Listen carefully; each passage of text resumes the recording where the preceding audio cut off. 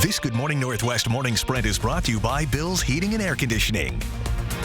It is now 6:53, time to get you ready to take on your Thursday with the morning sprint. Ariel Drayton is live with some helpful tips for Fire Prevention Week. Sydney Charles has the latest details from the Middle East on Israel's war against Hamas. But first, we'll have some patchy fog this morning. Let's get to Mark to see what else we can expect today. Now, some cold temperatures waking up and heading out in our first alert weather. And the first alert weather app, by the way, free, available. It's in the App Store.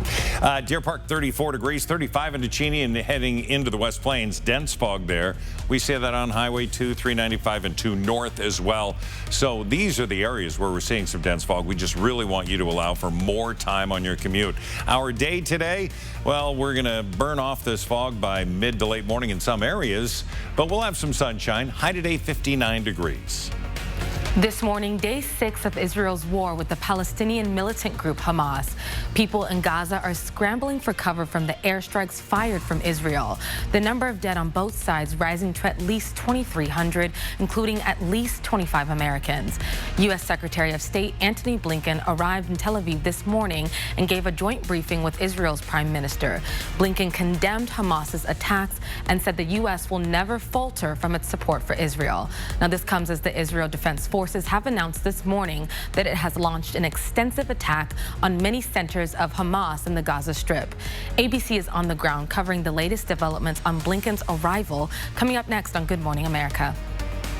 The American ally at war, the U.S. House of Representatives, is still without a speaker. The Republican nominee is struggling to get enough support to win a floor vote. Not only does the lack of a speaker mean the House can't take any action to support Israel, but it could be bad news for the U.S. economy. Representative Steve Scalise is the GOP nominee for the Speaker of the House. He needs 217 votes to become Speaker. Some Republicans say they will not support him. The man accused of murdering a family of 4 in Kellogg wants the charges dismissed. Major John Kaler pleaded not guilty to 4 counts of murder last month. His legal team arguing the state has not shown sufficient evidence to charge him with first-degree murder. His attorney says the killings were not willful, deliberate, and premeditated. Investigators say Kaler admitted to law enforcement the night of the murders that he snapped and killed all 4 victims. Kaler's trial has been set for January 9th. With the help of the FBI, the Spokane Police Department tracked down a 14-year-old boy who admitted to sending out a school threat on social media in late September. Extra precautions were taken that day at many schools across Spokane. According to court documents, at first the boy denied doing it, then said he did it as a joke. The FBI was able to trace the digital information on the threat to the boy's home. At the end of September, $24 billion worth of federal child care stabilization grants ended.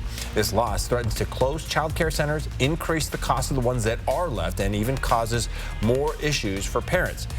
The Community-Minded Enterprises aims to help by connecting families to child care providers with openings in Spokane and the Tri-Cities. This is through a new program paid for by state grants. For more on how Community-Minded Enterprises can help you, you can visit our website at kxly.com. Many families impacted by the Oregon Road Fire are living in temporary shelters, some without basic utilities, but volunteers are working to change that before winter hits. This couple in Elk is living in a donated trailer. The fire destroyed nearly all of their property. Volunteers with the New Hope Resource Center have been helping them. They restored all of their basic utilities, sewer, power, water. Volunteers are asking for more people to help restore basic necessities for the people in Elk. To find out how you can help, visit kxly.com. This week is Fire Prevention Week, and the theme is Cooking Starts With You. The cause for most house fires starts inside of the kitchen, so take a look at your screen and I'll give you a preview of some tips you need to remember when cooking for your friends and family. Turn the pot handle back towards the back of the stove. Always keep a lid nearby while you're cooking. Remember to set a timer to remind you what you're cooking, and remember to keep your kids at least 3 feet away from the stove. Well, the Spokane Parks Department wants to spend $11 million to renovate several parks, and it plans on asking you to pay for it in the February ballot.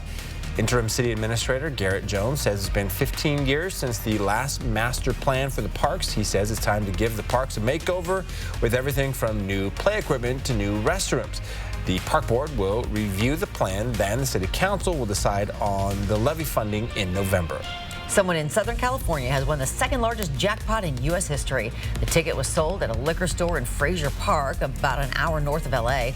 The lucky winner will have the option of a cash payout worth $774 million or a one-time payment, followed by 29 yearly payments that will increase by 5% a year.